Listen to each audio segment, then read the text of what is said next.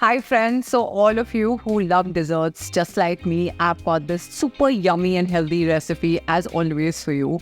And it's made with the superfood ragi. These are my yummy ragi cookies. They're really special. You'll see it in the recipe.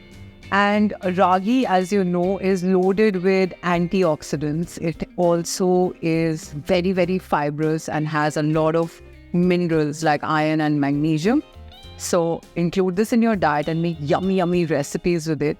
And what I'm going to do for this recipe, first of all, I am going to freshly grind this ragi into flour and then make my cookies.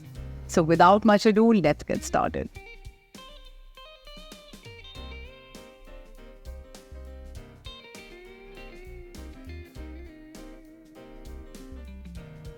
So to this, we are going to add a teaspoon of baking powder. I'm going to mix it well. Now, in a separate bowl, I'm going to mix sugar and butter. This is the brown demerara sugar. We're just going to mix all of this with milk till, the sugar is well melted, the butter, everything is well incorporated. And then we need a dough with ragi flour. It's a very quick, simple and easy recipe. Now I'm going to transfer it into a mixer grinder so that the sugar is completely, there are no crystals. Otherwise you can use the powdered sugar as well. Spoonful of vanilla essence. Quick mix. And to this I'm going to add ragi flour. Just fold in nicely to form a dough. Mix it really well. So this is really the mixture that we are looking for. Okay, so these are your handcrafted ragi cookies. You can either refrigerate the dough in the fridge and till it holds shape, or else then you can shape the cookies and then refrigerate it.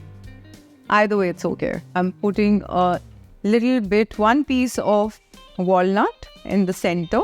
Just press it and just leave some space between the cookies.